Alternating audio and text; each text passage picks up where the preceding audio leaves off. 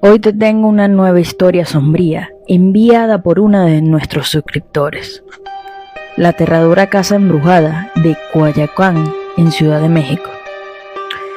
En el año de 1947, la familia Peralta se mudó a la casa grande y majestuosa en el barrio de Coyoacán, en Ciudad de México. Don Carlos Peralta, un empresario exitoso, y su esposa Ana, una mujer muy bella y elegante, estaban emocionados por la nueva casa, que tenían en mente restaurar y decorar con estilo. La casa tenía una arquitectura colonial hermosa, con techos altos y ventanas amplias, y estaba rodeada por un jardín descuidado y oscuro, con árboles retorcidos que parecían tener vida propia. Pero a medida que avanzaban en la remodelación de la casa, la familia comenzó a notar cosas extrañas. El primer incidente ocurrió cuando la hija menor de la familia, la pequeña Sofía, afirmó haber visto un hombre alto y oscuro en su habitación. La familia no le dio importancia, pensando que era imaginación de la niña. Pero después de esto, comenzaron a escuchar ruidos extraños en la casa, como si alguien caminara por los pasillos en plena noche, o como si algo cayera al suelo en el sótano.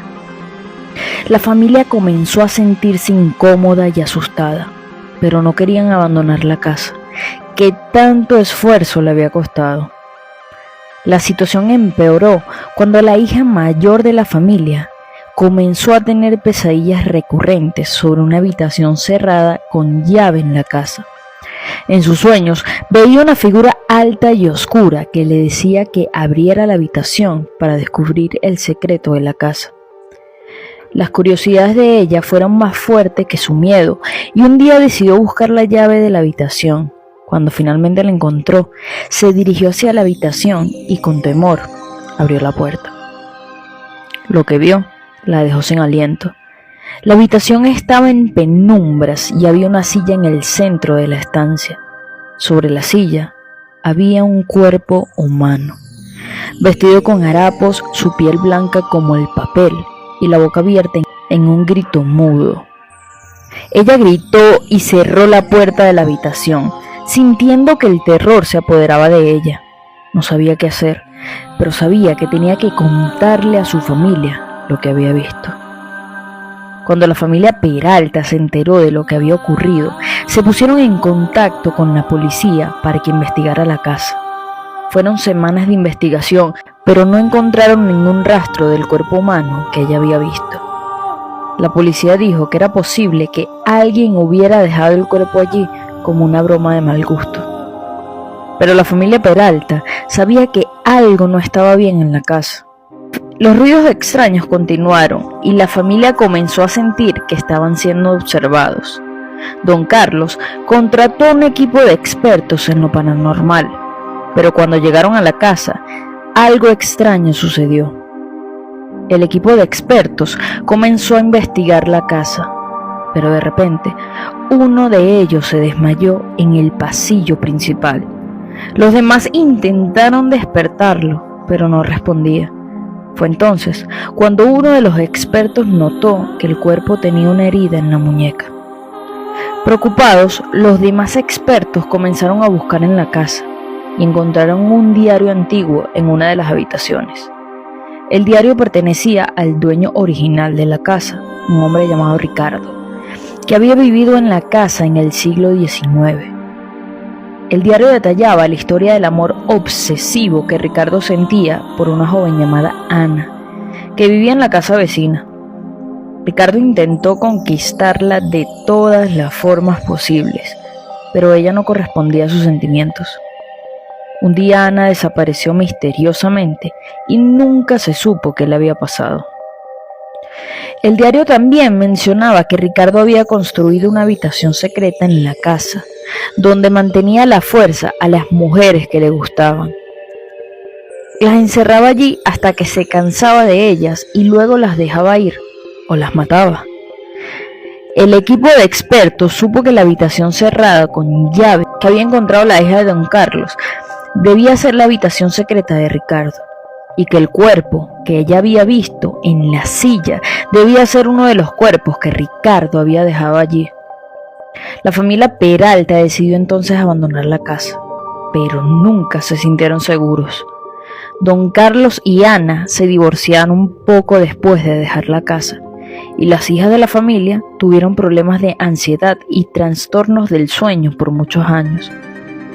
La casa en Cuayacán siguió abandonada por décadas, hasta que un grupo de jóvenes estudiantes de la universidad cercana decidieron explorarla. Fueron los mismos jóvenes que encontraron la habitación cerrada con llave y que vieron al hombre alto y oscuro en la casa.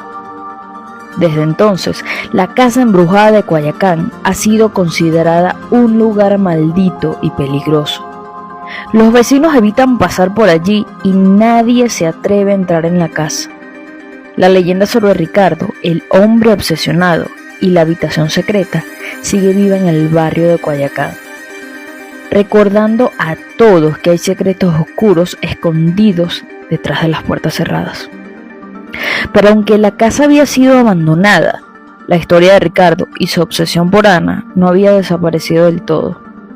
De hecho, había quienes decían que la presencia de Ricardo todavía podía sentirse en la casa y que había sido su energía negativa la que había traído a los jóvenes estudiantes.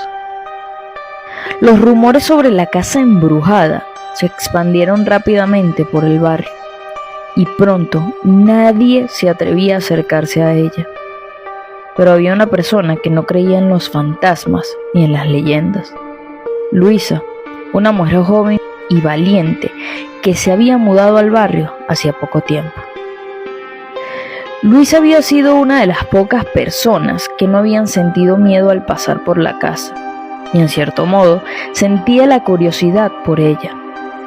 Decidió investigar más a fondo la historia de la casa embrujada y comenzó a leer sobre el barrio de Cuayacán y sus antiguos habitantes. Fue entonces cuando Luisa descubrió algo que la dejó perpleja. Resulta que Ana, la joven de la que Ricardo estaba obsesionado, había sido su bisabuela. La familia de Luisa había emigrado de Estados Unidos cuando ella era niña y ella nunca había conocido a su bisabuela, pero de repente se encontró cara a cara con una historia que parecía haber sido parte de su vida todo este tiempo. Intrigada, Luisa decidió adentrarse en la casa embrujada, armada con una linterna y un diario antiguo que había encontrado en su casa. El diario era de la época en que Ricardo y Ana vivían en el barrio y contenían detalles sobre la obsesión de Ricardo.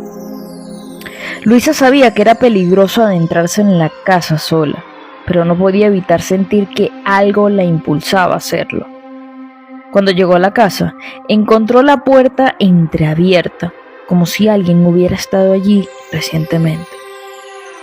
Luisa entró con cuidado, con el diario en la mano. La casa estaba en un estado deplorable, con telarañas por todas partes y polvo acumulado en los muebles. Pero a medida que avanzaba, Luisa comenzó a sentir una extraña presencia a su alrededor, como si alguien la estuviera observando.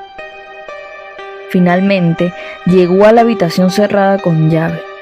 Sabía que estaba allí porque había visto las fotos de la casa en línea. La habitación estaba como la había descrito Sofía hace años atrás, en penumbras, con una silla en el centro y un cuerpo humano vestido con harapos sobre ella.